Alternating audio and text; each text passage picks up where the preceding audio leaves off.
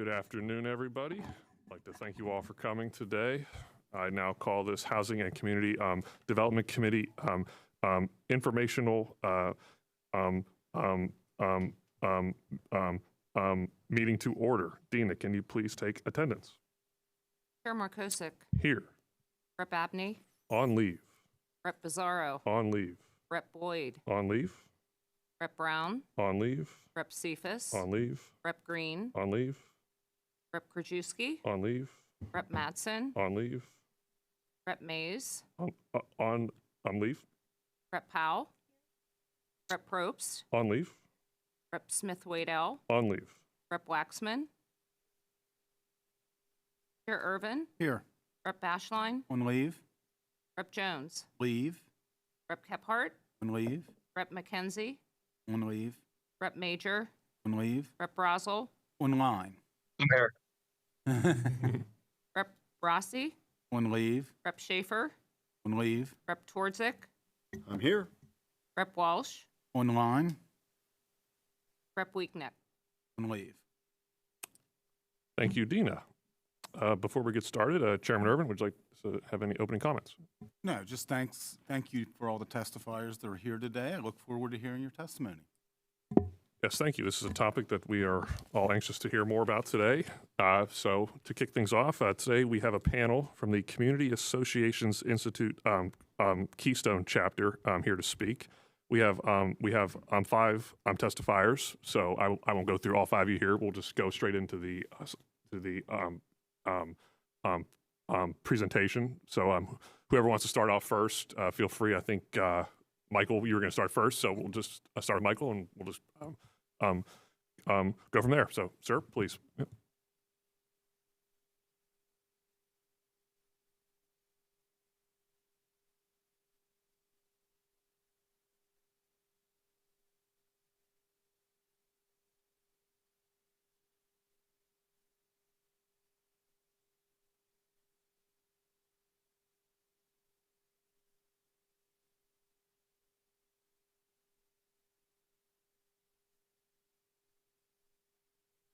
Michael, can you just make sure your mic is on?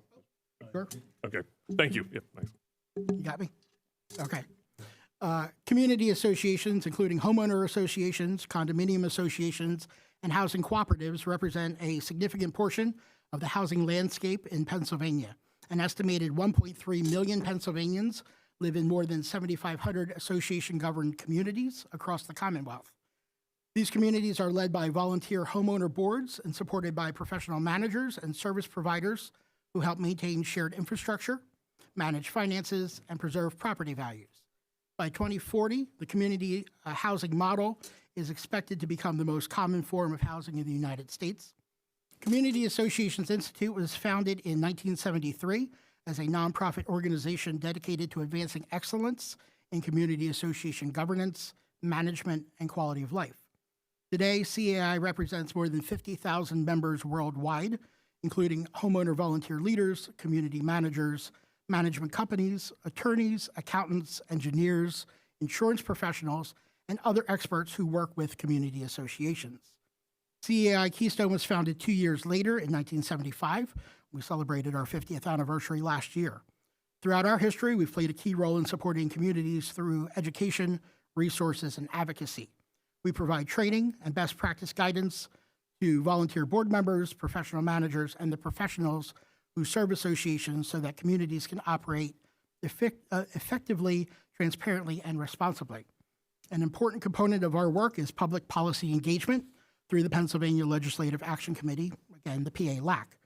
The Volunteer Committee monitors legislation affecting community associations and works constructively and collaboratively with policymakers to ensure that proposed laws are practical, balanced, and reflect the realities faced by the homeowners and volunteers who govern these communities.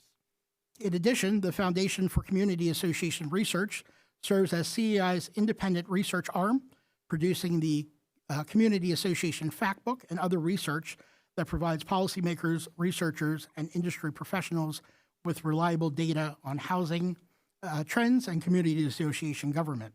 Our goal today is simple: to serve as a resource to the General Assembly.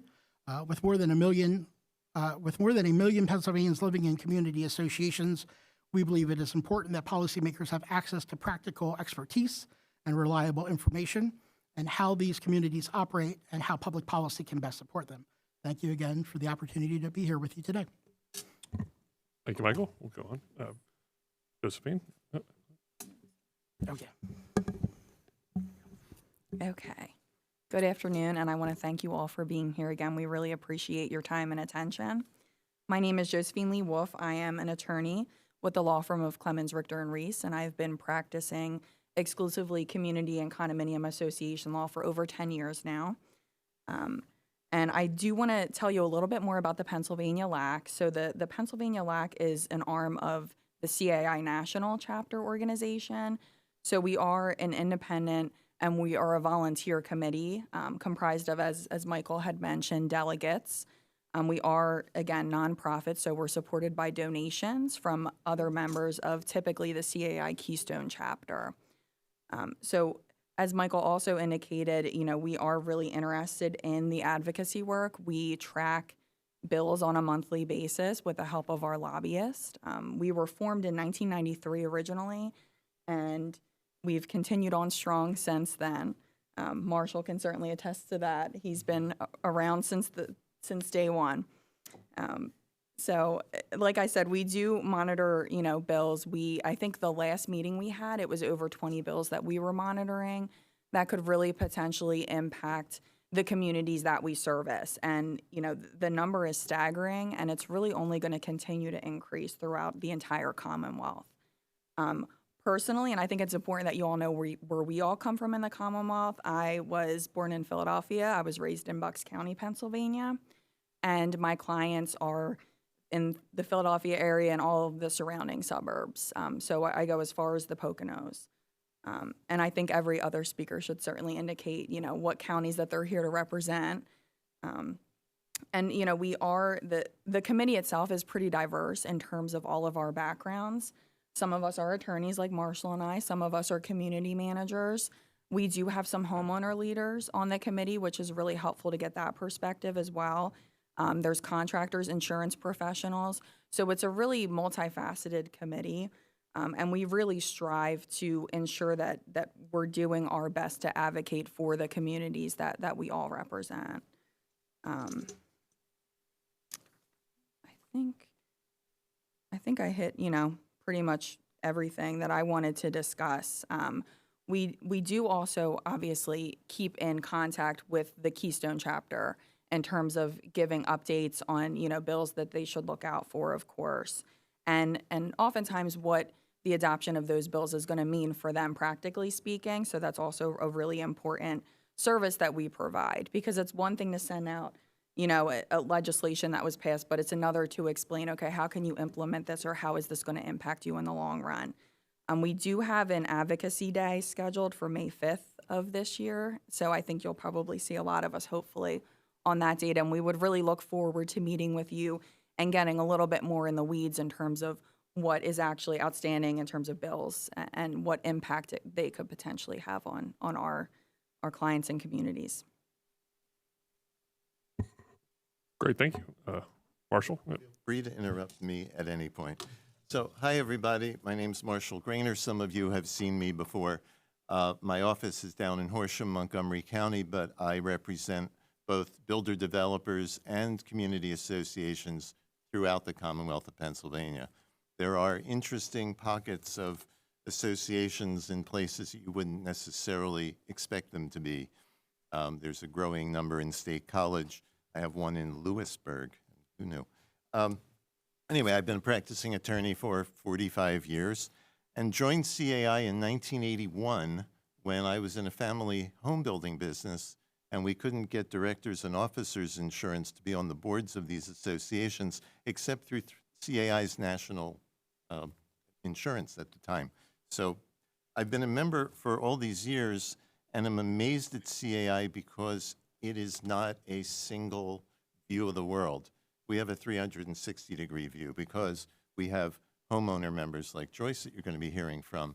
We have people that represent management companies, insurance people. I mean, we see this from all directions. So when a piece of legislation is being proposed and a bill comes our way, we look at it not just as lawyers, we look at it not just as enforcement, but we look at how are the owners going to feel about this? How does the insurance industry deal with it? And so I think in that regard, we're unique in the sorts of people that come in with a single-mindedness when they come to meet with you. We don't know how many community associations there are in Pennsylvania, and this is confusing to us. We know that there are condominiums because there's a condominium statute. We know that there are planned communities, which most people call homeowners associations, because there are lots of those, and there are a handful of cooperatives. And we have statutes for each of these that are very much sister statutes. They're very similar. They come from the same 1978 Uniform Law Commission concepts. So please, when you're going to change one of them, change all three. Otherwise, we go into kinds of strange directions. But we don't know the specific numbers because nobody's ever made a tally, and there's no way currently to know where these associations are. When laws are passed and signed into law, we don't know how to contact the associations that might be affected by this. For instance, if you have a stormwater management proposal or dams and bridges, we know that there are private ones, and we know that some of those are in the Poconos, but to know who the associations are that have these things, we can't help them. We can't advocate for them. We don't know where they are. There is some legislation pending, we hope, called data transparency, which might actually solve the problem of finding out where the associations are and taking a census of how many people live in them, because you'd kind of like to know that when you pass laws. Anyway, most new homes that are built today in the United States are in some form of an association. Why? Where did they come from and why? The first homeowners associations basically were deed restrictions, and there are communities in Pennsylvania from back in the 1800s where folks decided that they wanted to live in an enclave, perhaps with a gated entrance and private facilities like a lake or something like that. And so they would record a declaration covenant that said only people who buy into this community can live here, and perhaps we're going to restrict them by race, religion, or other things.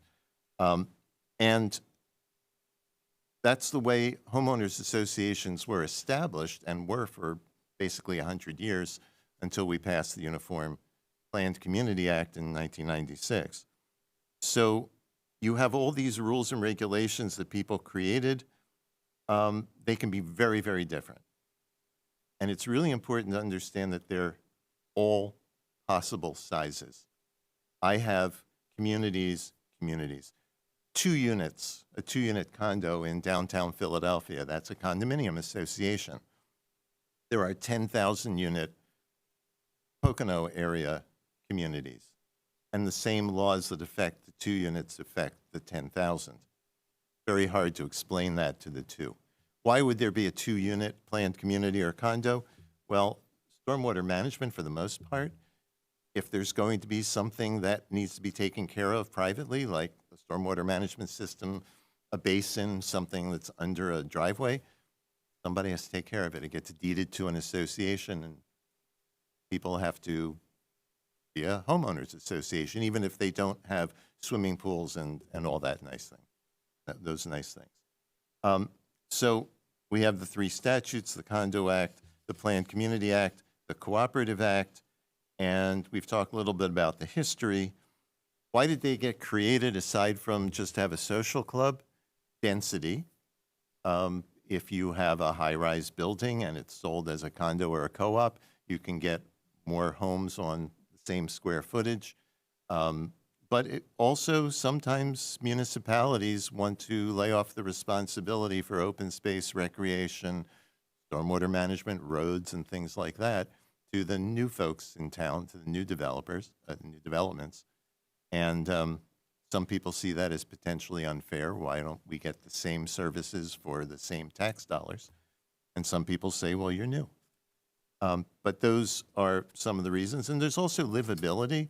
If you're a 55 and over community, you're going to be providing some services that perhaps other folks don't need, or in a condo or a planned community, you pool resources. You can have amenities that an individual might not be able to afford, like a swimming pool or a clubhouse exercise facility that everybody can own a small piece of and pay a fee and get to use. So we're looking, and I'm not supposed to discuss specific things before you, but data transparency, tax equity, I think are really important. And it's also important that if you're considering legislation that specifically applies to community associations, that's the term for all three of those kinds, why are you doing it to the 15% of Pennsylvanians who live in these associations and not imposing those same rules on the 85% who don't? Sometimes we get a piece of legislation, we scratch our heads. If you're going to say, for instance, that in community associations you can't limit where people hang their clothes out to dry, does that also apply to the other homes in town? Just my own personal take. That's not speaking on behalf of CAI. We're tracking, I think, is it 23 bills now we're up to? So before the bills come out, it's really helpful if we take a look at them. We can be helpful. We're not just going to come and say, don't do that. We're going to give you real-life opinions and input from people who manage these communities, who live in the communities, and who govern the communities, and we can help. And I think that you'll find that we're very reactive and can do that quickly and efficiently for you. That's what I have. Thank you, Marshall. Whoever wants to go next? Michael? Yep. Hi, my name is Michael McNulty. I am the Chief Operating Officer for Community Management Advisors. We are located primarily in Pittsburgh, Pennsylvania. I am born and raised in Pittsburgh, so different side of the state. So happy to be here, thankful to be here for you. Speaking about the role of management companies and community managers, it's a very, very diverse and complex relationship we have between the boards of directors, community managers, community associations. We become the operational arm. So my firm, as Marshall kind of said, there's not really an apples-to-apples comparison. My firm manages about 170 communities within Western Pennsylvania. We range from 6 units to 966 units in size with an average size of 5. So again, there's no real, one-size-fits-all solution across the board as far as this happen. Again, very complex. We're dealing with financial oversight for billing and collections, vendor management, legal compliance. Everything that happens for one becomes very difficult. Things as and at the same time, we at the management firm are actually protecting their assets. So again, we're helping them engage in reserve studies to make sure they have enough money to replace their roofs, their roads, their sidewalks, their pools, their clubhouses, et cetera. So it becomes a very difficult fiduciary duty to handle across those many homes. At the same time, we have turnovers in boards of directors. So again, it's very hard right now to get homeowners to even apply to be on a board of directors. And as they turn over almost annually, we have to provide that information, that continued historical knowledge to the next board as it keeps happening. CAI, though, offers a couple designations that we, at my firm at least, make our managers get. In the state of Pennsylvania, there's no requirement to be a community manager outside. If you go to Florida, there are actual state requirements to do that. In the state of Pennsylvania, none. So we rely on CAI and CAI Keystone to make sure that we're making our managers as informed as possible by getting all the accreditations we can so that they can appropriately manage all the facets that go with it. We also take code of ethics to make sure that we're doing things properly with CAI as well. And again, the cost of an experience with an inexperienced community manager can be tens of thousands, if not hundreds of thousands of dollars doing the right thing. So again, having that legislative support, the legal support, the background of that makes everything a lot better for all parties. And then we also have the relationship between the community managers and board members. It is a strategic partnership. The community manager or the association management company is the operational arm for them. So they don't have to, not dislike their neighbors on a daily basis. A lot of the bad things can come from us versus the board members, and that's very important so you don't ruin communities by giving them, making the homeowner board members be the bad guys for you. We become their consultant. And again, we have myself that know a lot about a lot of different things, and we can rely on other people, attorneys, insurance experts, reserve study experts to make sure that we're giving the board of directors the best information we physically so they can make the right decision. And again, it's also mutual accountability. Again, we don't have anything too much tying us to, what education we need, but that's why we want to make sure that we can provide everything we can to the board at any given time, and the homeowners at the same time. And that's all I have. Great. Thank you, Michael. Thank you, Mike. Okay, I am Joyce Sachs. I live in Wynwood, Pennsylvania, which is in Lower Merion Township, part of Montgomery County. I am starting off with the fiduciary duty of community association board members. We have a legal fiduciary duty to act in good faith with reasonable care and in the best interest of the entire community as a whole. Duty of care, which is due diligence, is making informed decisions by researching issues and reviewing financial reports, also seeking expert advice, including legal and accounting when necessary. Duty of loyalty, board members must act in good faith for the entire community and not personal interests. Duty to act within our scope of authority, board members must follow our governing documents and state and federal laws. Board members are responsible for properly budgeting, collecting dues, and maintaining those reserve funds. They're fairly and uniformly enforce rules and regulations, and we keep homeowners informed through open and transparent communication. I will also add, I am president of the board of my condominium. We're a mid-rise condominium, 97 units, 6 stories. I bought my condominium in June 2014 and moved in September. I was elected to my board in April 2015. Didn't take long for me to get involved. I served as secretary, I served as treasurer for a few years, and I've now been president for the last 5 years. I immediately took advantage of the board leadership training provided by the Community Association Institute. Educated board members make better decisions on behalf of the community. A trained board member will have a greater understanding of their responsibilities and obligations. I continue to attend education webinars and use other resources offered by the Keystone chapter. Through this education, I became involved on a chapter level, which allowed me to meet business partners, managers, and network with other homeowner leaders by attending events from Philadelphia to Poconos to Pittsburgh. I joined the Keystone Chapter Board of Directors in October 2019 as a homeowner leader. I am now serving as the first homeowner leader to be the president of the Keystone Chapter for 2026. So in 51 years, they finally allowed a homeowner to lead the chapter. August 2020, I was elected to the National Community Association Homeowner Leaders Council. The members of this council represent all the homeowner leaders, which is the largest membership type and provides input on policy matters to the National Board of Trustees and serves as a resource to their staff. I served on the council for 5 years. We provide 4 free forums per year to homeowners on relevant topics that they deal with as leaders in their communities. I was president of the council for 2 years, which included being on the board of trustees for National. As president, you get a spot on the board and get to report what the council's doing. I now have been chosen to serve a 2-year term on the board of trustees as a homeowner leader at large. May 2024, I was given the honor and was chosen the Homeowner Leader of the Year at the National Conference. I've also been serving on the National Government and Public Affairs Committee and the Pennsylvania Legislative Action Committee.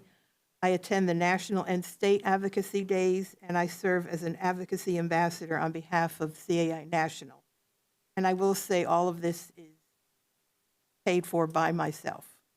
I do not get any payments made. National Council, yes, they would pay for me to fly out, but now that I'm off of that, it all comes out of my pocket.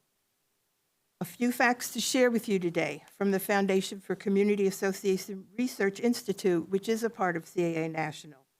They regularly do surveys. From the 2024 Homeowner Satisfaction Survey, 86% of the homeowners rate their community association's experience as very good, good, or neutral. 82% say their board serves the best interest of their community association. 72% say their community manager provides value and support to the residents. They took a SNAP survey in December 2025. Some of their points were, to what extent do community associations reduce the financial burden on local government? Significantly or somewhat was a 76% rate. Has your association ever been recognized by a municipality for contributions to the broader community? 69% said no. How does your community association contribute to the local economy? 90% said they use local vendors or contractors. They support the real estate values through the community upkeep, 73%. Promoting and shopping local businesses, 48%. Does your association pay municipal property taxes in addition to your private assessments? 61% said yes. What could municipalities do to better recognize or collaborate with community associations? Include them in local planning. Establish regular communication with association board members. Create a point of contact for community associations with local government. And the value of community associations is we save local government money, we protect and increase the local tax base, we represent concentrated voting population. Policymakers often regulate associations without engaging them. What we're saying is what Marshall also said, work with us, not around us. We are willing partners, we're on the same team, serving the same residents and your constituents. We are nonprofit resident-governed organizations. Not all community associations can be compared like apples to apples, as we've already said. Not all have professional management. A number of them are self-managed by board volunteers. Unfortunately, some of the laws then have unintended consequences. So again, we thank you for hearing about us, and as a homeowner leader, we are very, very involved in what happens. So thank you. Great. Thank you all for your time today. I really appreciate it. That was a lot to take in, so thank you very much. I'll start off with just a kind of a quick, simple question. What is the average fee across the state, if there is, if like kind of a ballpark for a HOA, if there is a number out there? Assessment, you're talking for homeowners? Yes, like an assessment. Okay, basically, for us, for my condo right now, I have about 1,100 square foot condo, and I pay $580 a month. And that's based on our budget. That's based on the fact that we are trying to keep our reserves full, because, you get assessed. I was assessed, unfortunately, when I first moved in, I got an assessment for the parking lot. They weren't keeping up the reserve funds like they should have. And this is to avoid that happening, because again, in my building, we have a lot of people on a retired income. Not everybody, but we do have, we're not a 55 and over, but we do have a lot of seniors, and they have a limited amount of income. So it depends on the budget, depends on the cost right now, unfortunately, of electricity, gas. We provide all of our own services. We have our own trash removal, our own snow removal, landscaping. We have, a lot of things that we have to include in that budget. So right now, we're paying, and we're right outside of Philly. I know it's more in other locations, but for us, it's an average of $580 a month. Yeah, I may be able to try to answer the question. I know you said it was a simple question, but it's a little more complicated. It's kind of a than that. broad, yeah. Yeah, I mean, from my experience, as we've already established, every community is different in terms of the services they're going to provide. You might have a 55 and older community that's doing snow removal on individual lots. You might have another community, as I have, that literally has one detention basin and random portions of sidewalk that are considered common elements. So for that community, their assessment's $45 a month. But for another community, say in Bala-Cynwyd, which is a mid-rise condominium, where there's multiple recreational facilities, there's multiple pools, indoor, outdoor, a lot more services are provided. That assessment is closer to $1,500 a month. So it really runs the gamut, at least in my experience, in terms of the, around 800 community associations and condominiums that my firm represents at this time. Marshall, what about you? I have two associations I represent where my legal fee was more than the rest of their budget last year. And it wasn't that much. They pay under $100 a year because all they're doing is cutting some grass at the entrance and keeping up the sign and one detention basin. Luxury condominium downtown Philadelphia, $2,000 a month. They have an indoor swimming pool. They have their own spa. They have rooftop amenities. They have, I mean, you know. I do not live in this building, just to be, sorry to interrupt. Yeah, no, that's the point. So the assessment represents the services that the people get and the level of service they want, and also what they need or has been imposed on them. So it's all over the place. Yeah, my mother, who lives in Delaware County, in a homeowners association, pays $50 a month. They don't have amenities. They pay for the parking lot maintenance, the landscaping, snow removal, and that's essentially it. So it really does depend on what level of amenities you may have to deal. You may have the advantage of partaking in, and what other services are included. I neglected to mention that I'm a Delaware County native. I haven't lived there in a little while, but I miss it. And I attended college in the Lehigh Valley. And as a CAI representative, I'm now all over the state all the time. I was in the Poconos on Friday. I'm here in Harrisburg today. I'll be in Pittsburgh at the end of the month. So I get to see a lot of the Commonwealth now. Mr. Chairman? Yeah, thank you, Chairman. Just to follow up, Joyce, I mean, do you ever spend any time at home? You know, No. I was with him in the Poconos, and I've been with him in Pittsburgh, and I'm here today. So yours is like $580 a month, but then you still have your taxes and Right. everything you have to pay on top of that. Exactly. And I come from a very rural area, and there's probably homeowners associations or community associations in my district, just as Marshall, you were talking about, that we don't even know about. Like one, in my previous life, I was a treasurer/tax claim director for the rural Huntington County. And I could recall, like, whenever I would go out to, you know, visit properties for maybe not delinquent taxes, and, you know, the homeowners associations would actually place a lien on the property, and it could very well be anywhere from a $5 to a $50 lien, but the only reason that the homeowners association existed was maybe road maintenance. And, you know, a lot of it was just, you know, local camps or campgrounds or you know, they're not residential properties. They're actually just for hunting camps or something of that nature.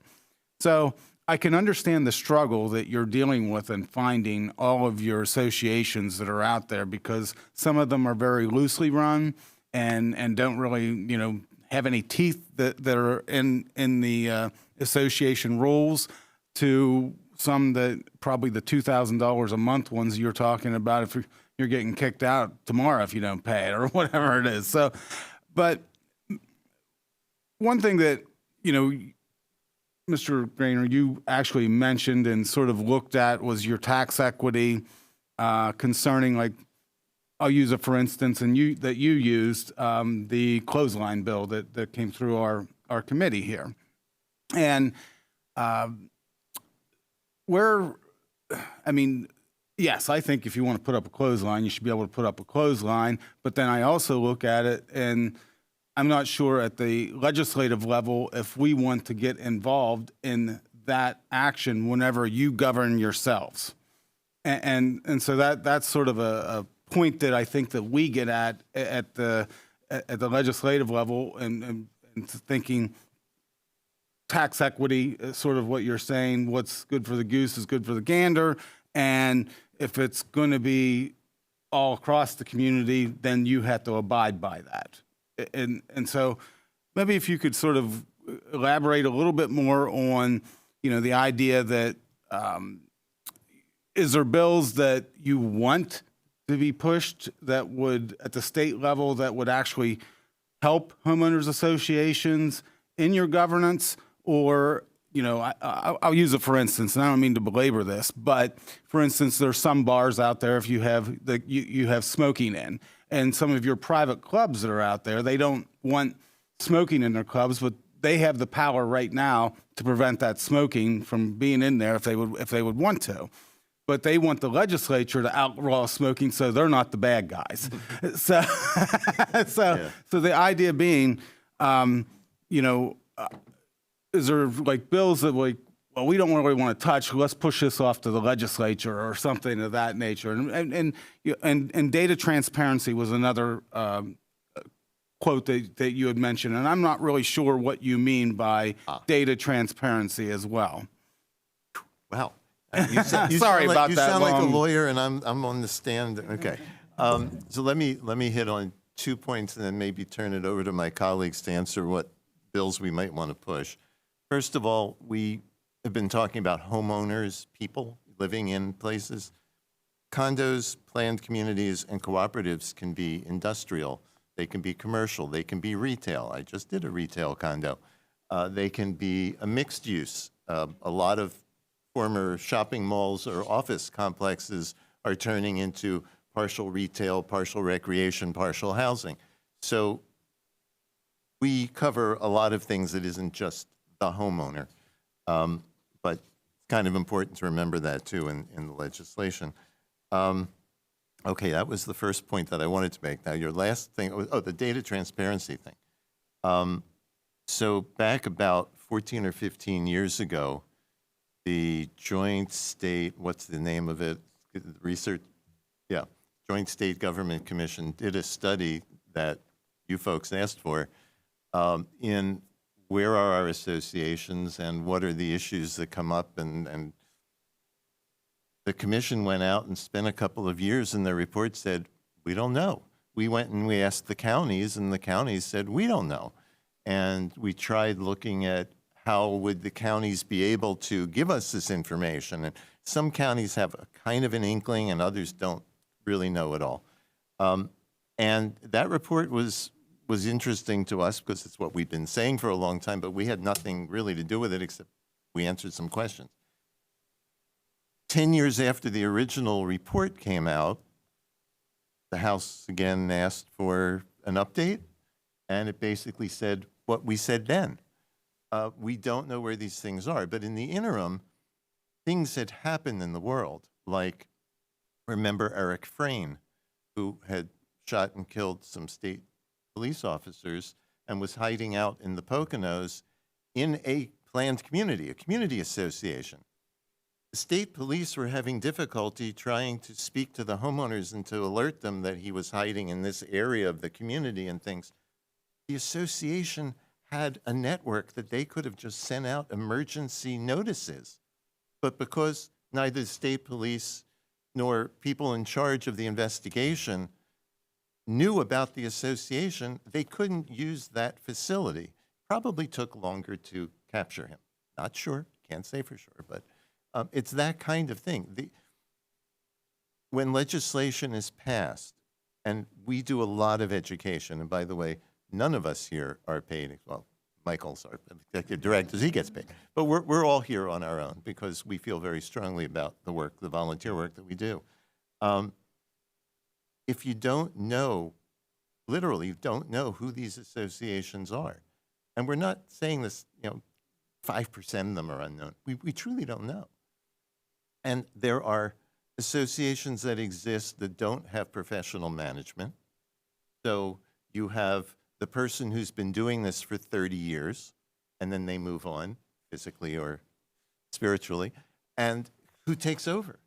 Like all that knowledge is gone, and I've actually gone to associations that didn't know they existed and had to say to them, you see that basin out back that's full of tires and cars and dead deer? You're supposed to be taking care of that and dredging it out so that people downstream don't get flooded, which is happening right now. They were not happy to hear that there was an association, but there was.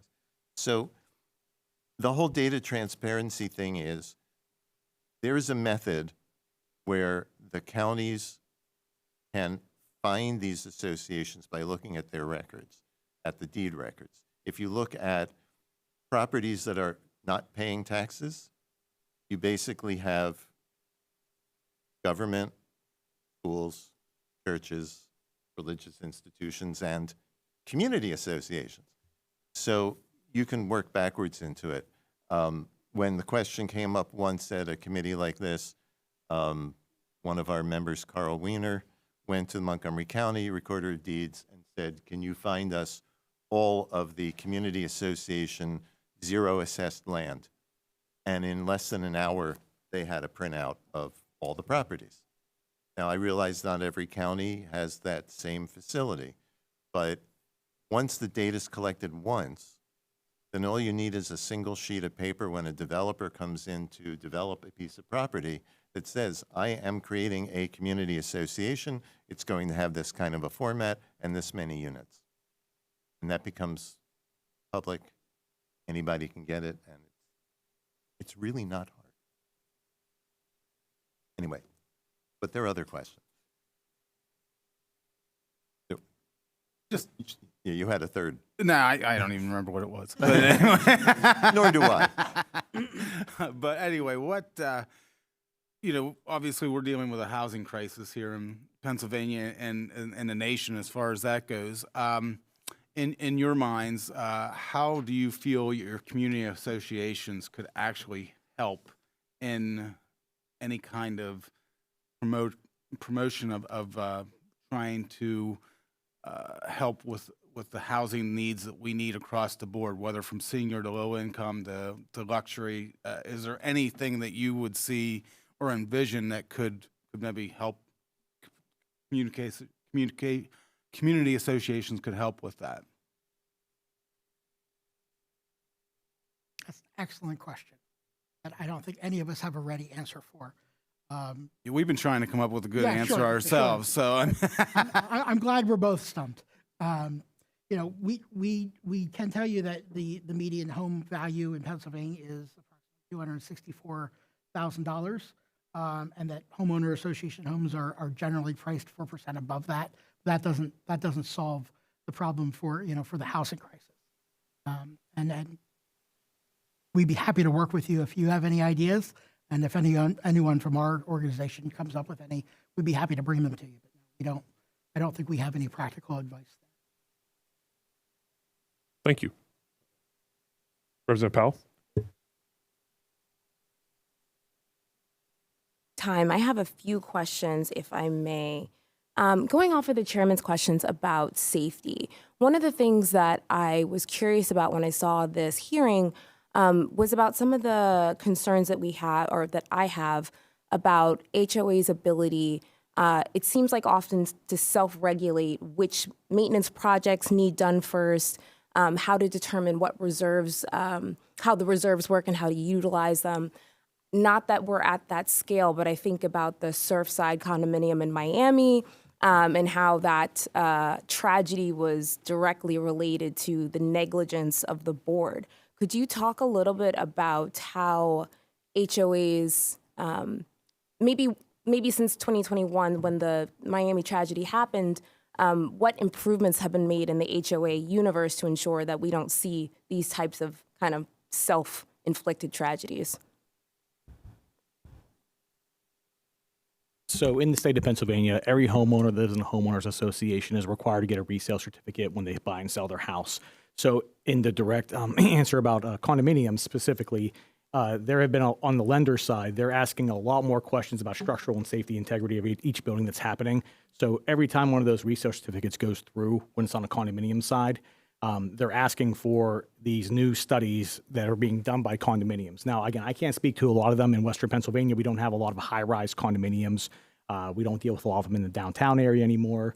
So we're not getting those. But even on our townhouse condominium associations, we still have to provide these integrity reports to the lenders to make sure that they're actually having the stuff done and it's appropriate. And again, most of them don't qualify anymore. But for the ones that are high-rises, they do have to provide those reports. But that's at resale. So what happens in the interim where person lives in said unit for however months? Is there still some kind of fail safe there? Okay, what we did, when I first moved in, I made sure the reserve funds were updated. So we use a reserve specialist. As we said, National has, a directory of all the qualifications of reserve specialists or managers. We had an updated reserve study. We realized what we needed. That went in as part of our budget, which is part of the fees that you were asking. It depends on the amenities, and it depends on what needs we need to meet as to keep our building upkeep. And then after Surfside, we did a structural integrity study. Your individual. My condo. And this is things as a homeowner and going around, if I knew where other homeowners were that I can share. This is why I do what I do, because I'm there to help, and that's why I spend my time. It's my most important asset, and I know it is for most everybody else, I would assume. But there is a structural study that we can do, and we do get questions. When people are going to move into our building, there's a lot more questions that we have to fill out from whoever is giving them the money, the mortgage companies. I get a lot of those calls as president of the board, where are we? So that people moving in know that we're trying to keep that building as safe as possible, because we're cement and brick building, but we do have balconies, and it is a concern. And also on a national level, we don't have any reserve study guidelines in our state. I know other states have passed that. And then the structural study, it's very important, because I know I would not want to have everything collapse around me, for sure. It sounds like you are very special and very dedicated. Well, again, it's we my think most so. important asset, Yeah. and I firmly believe in CAI and the resources and the education that they provide. And again, that goes back to, what we're saying about data transparency. If we knew where these associations were, my efforts are to help other homeowners who are not taking advantage of all those resources and knowledge, because, it's, like I said, it's our duty. Of course. But just to confirm, there is not a, say, statewide standard that every single You haven't passed one yet. opportunity to do that then. If I may too, I think I do have a little bit to add to that question. I think it's a really fantastic question, and it's really timely given, mainly in Florida, there's been a lot of tragedies with building collapses, but at least in Pennsylvania, and Marshall does a lot of developer work, so he can probably confirm that I would say 99% of governing documents, meaning the restrictions that the association has to abide by, do require that they maintain a reasonable reserve funding for replacement. Again, Reasonable. it's reasonable can be interpreted in Sure. different ways, but I know at least best practices in our industry would be getting a professional engineering reserve study every 4 years. And I just read this morning that Fannie Mae, Freddie Mac are talking about increasing the minimum reserve from 10% to 15%. I guess that's of the budget. But so you're seeing at a national level that there's some additional regulations coming in. Of course, again, this applies to associations, and if you're in an apartment building with one owner, they don't have to spend the money and do the research and the report, and that's problematic too. Bob Travis. Sir, if you could just use the microphone. Yeah. Once again, my name is Bob Travis, and I'm the chair of the Legislative Action Committee for CAI here in Pennsylvania. And I just wanted to add on that of the 23 things that Marshall noted that we're looking at to do in Pennsylvania, structural integrity laws and proper reserve funding are two of them that are on our list of 23 that we're looking for some help from either the House or the Senate to get the ball rolling in either of those areas. The other thing I wanted to point out, and Joyce was kind of getting to it, is after Hurricane Sandy, after the collapse in Southside Florida, Champlain Towers collapse, CAI National did totally revise their reserve standards, okay, and they upgraded them with the collapse of Champlain Towers in mind. So there has been a reaction nationally from a reserve study standpoint in regards to what went on down there, because a lot of that problem down there was the fact that they didn't reserve right amount, then they get caught behind the 8 ball, then you're chasing the same money down the street, and then the money multiplies as you're chasing it down the street. So in effort to head that off nationally, National CAI totally revised our reserve standards called the Best Practices Report, and this is the kind of guidance we get from CAI National. So a lot of things you're talking about are either have been dealt with by CAI National or we're trying to deal with right now through the legislator here in the Commonwealth. Sorry. I No, apologize. thank you. Thank you, sir. I'm on that committee, and I'm part of helping. Of course you are. There's a reason we asked her to come today. Don't call me. I love I'm it. moving quick. Wait. I've been on the best practices with the foundation, and we're rewriting that whole best practice book.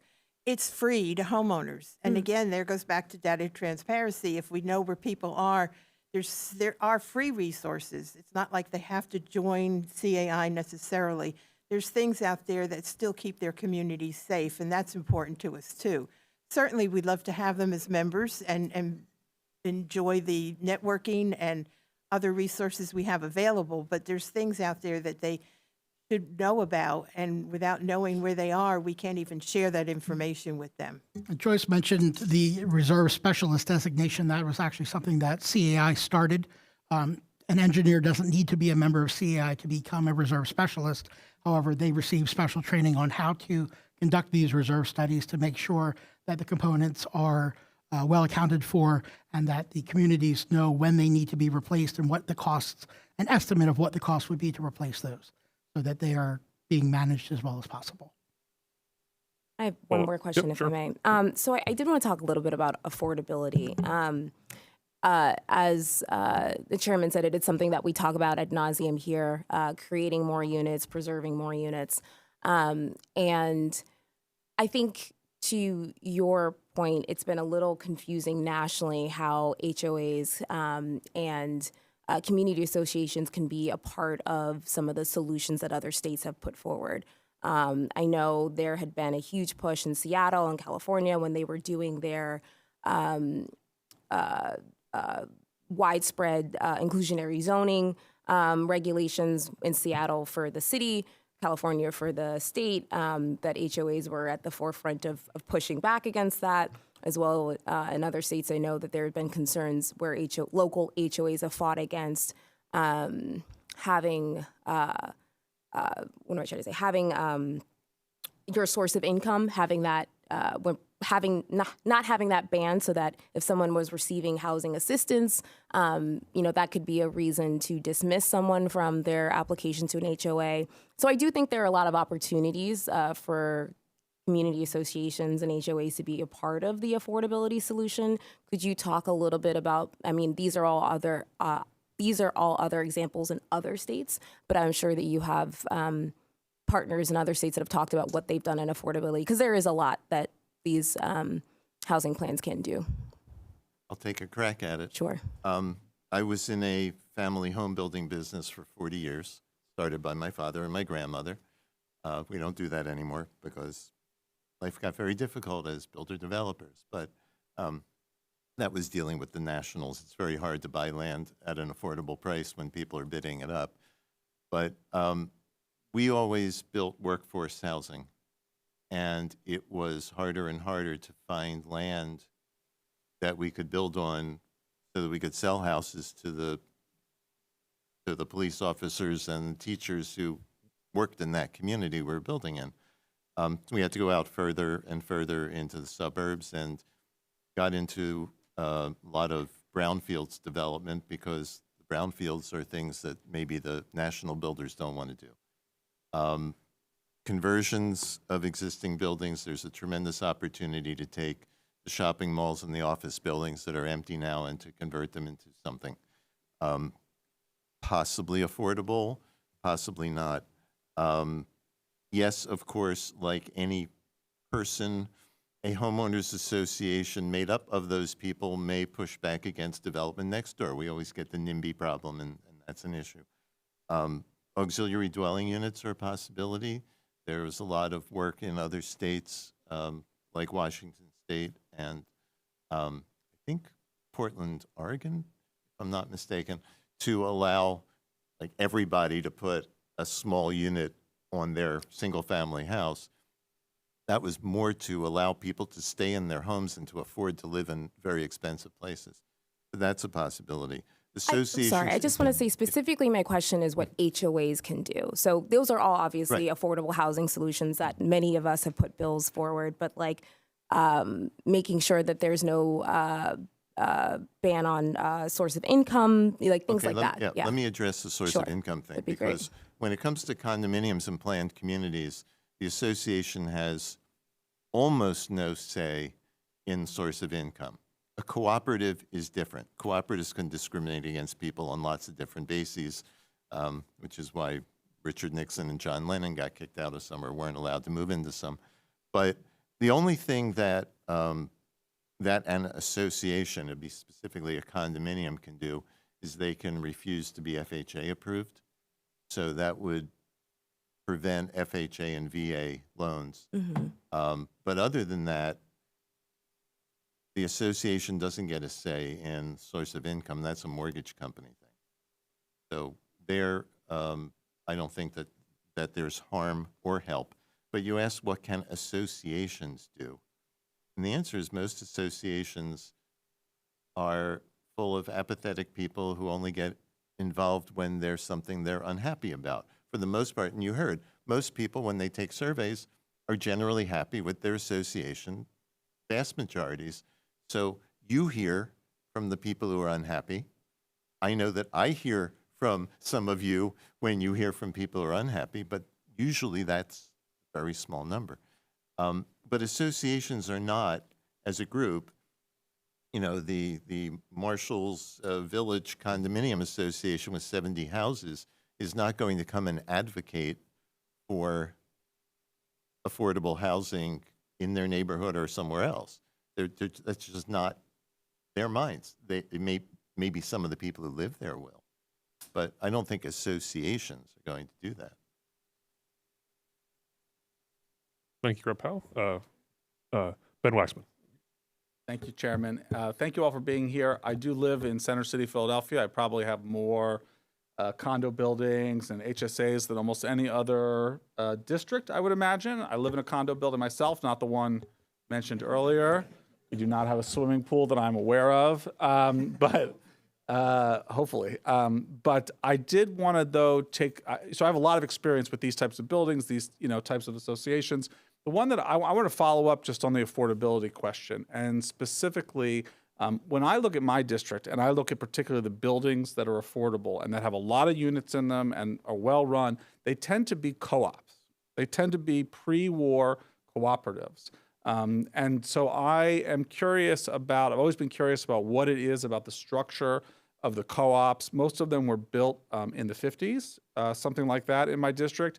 They have tremendous density in the sense that they will have, these are buildings that have between 200, 300, sometimes 400 units that are built like right on top of each other. And in fact, I have one co-op that in and of itself is 2 polling locations, 2 divisions just in one building, just to give it that kind of sense. So I am curious about the structure of co-ops, how they're different from some of the other arrangements or ways that things can be organized housing-wise. And specifically, why is it that in my community, where we certainly have some very high-end, expensive condo buildings, it is those co-op buildings that are delivering the diversity of income, of background, really in Center City, Philadelphia, and in my district.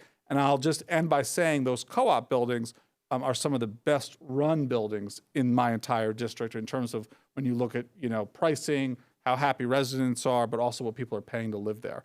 And amenities on top of that. So I'm just curious about why that is and what is the structure is there anything that we can do to encourage co-ops, since they seem to be that housing type that really, at least where I see it, being affordable.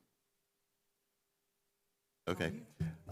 So I do know something about co-ops. I helped my brother-in-law and his neighbors buy their rental building that the landlord couldn't maintain anymore.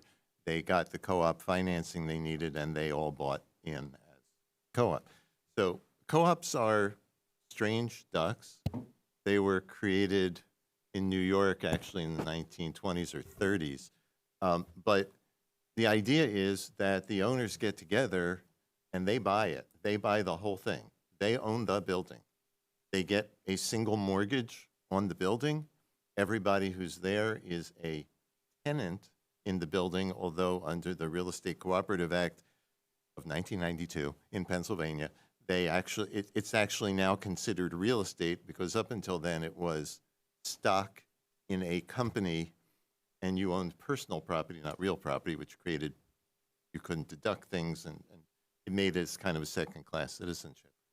So if you can I'm get sorry, it made them way more affordable, but we can come back to, I mean. No, they absolutely do make it more affordable. And some of the things that were baked into cooperative housing in the United States is you could get a 1% interest rate 40-year mortgage as the co-op company from the federal government. Well, heck, if you can get a 1% mortgage, you can pass that savings along to people. And because of the cooperative structure, you have to pass that savings along to people because you're all the owners together. If three of us decide to go and buy a property together, then we share. So are they better run than condominiums? I don't know. There are woefully few of them around the Commonwealth of Pennsylvania. In Philadelphia, yes, there are a few in Bucks County. I know of one that I was involved with in Pittsburgh, which was an older kind of a townhouse community that got converted to cooperatives. I mean, I like the co-op concept, and you're right. You get a better cost of home ownership, but there's usually a hook on the end. The 1% interest mortgages that the federal government had, when you sold your unit, the profit went to the association, and you were allowed to keep like 5%. So if you sold your property for, if you bought it for $100,000, you sold it for $500,000, you got 105. Where'd the rest of the money go? It went to the pool because we all live together, we all share together, and there's a great case on the Kennedy House in Philadelphia where a lawyer owner of the penthouse was shocked when he found out that he couldn't keep that money. But you get the benefit of living there, and whether you live there for 5 years or 100 years, you're paying the lower cost. It's a good concept for some people. Now, in bad times, like what happens if you want to sell the place and the market is bad? Often you're not allowed to rent your place. So you either have to stay there or it stays vacant and you're paying for it. So there are some problems, but it's not a bad concept. How would we do it better? Well, I don't believe the 1% interest rate mortgages are still available from the feds.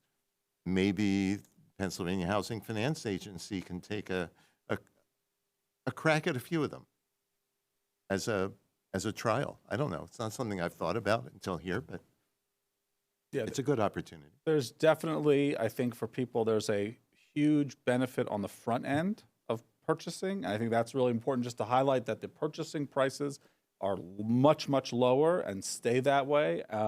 And so, you know, the collective ownership, but then at the end, when you go to sell, that you have to sell back to the co-op, that is obviously the benefits of the front are being taken out of the back. So that I think that when people get into these arrangements, they do know that those are the terms that they're under, right? When they're considering. But to Vice Chair Powell's point, cooperatives historically have been allowed to discriminate against people based on various things.